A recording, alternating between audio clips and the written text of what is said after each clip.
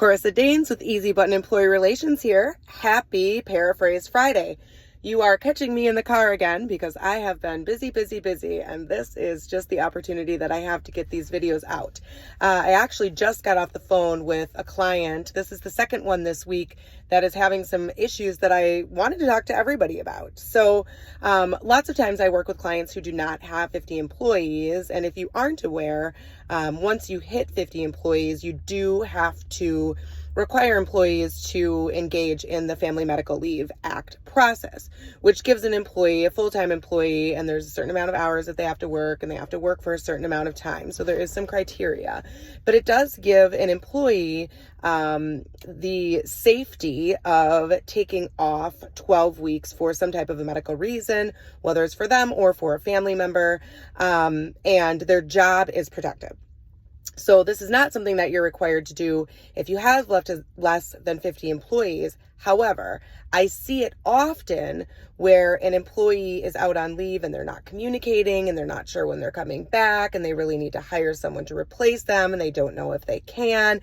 And so a lot of these small businesses are falling into this category, and it really creates a lot of stress and a lot of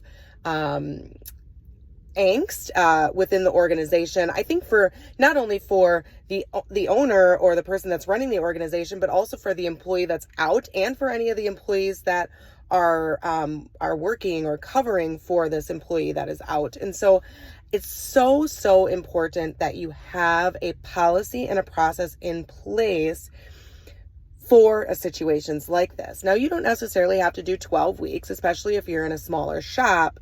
You know, someone being out for that long is really going to negatively impact your organization a lot. And so, you know, I've even put some like 6-week personal leave of absence policies and procedures in place.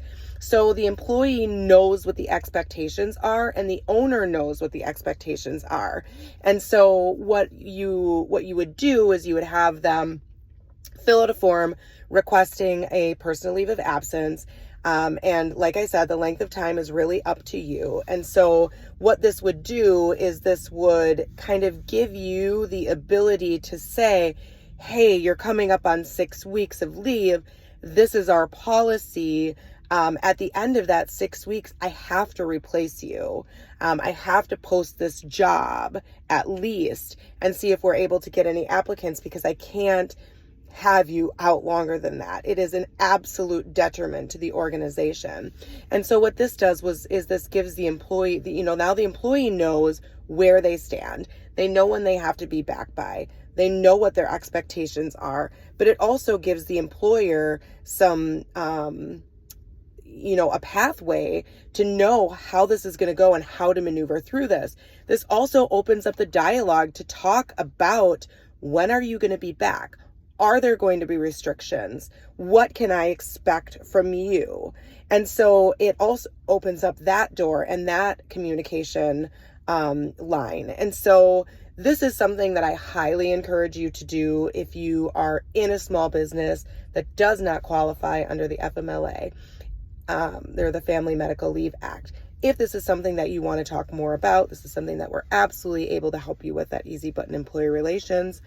And this is also something that we're able to give you some guidance on if you're interested in creating your own process or policy as well. So this is something that we could cover under the subscription that we have. It's 1 hour of a consultant's time a month for $139, and we could discuss what the process looks like. The creation would then be on you, or if you're interested in us just creating the process and the policy, that's certainly something that we can chat about as well. So I hope this is helpful. I hope you have a wonderful day, and stay out of trouble out there.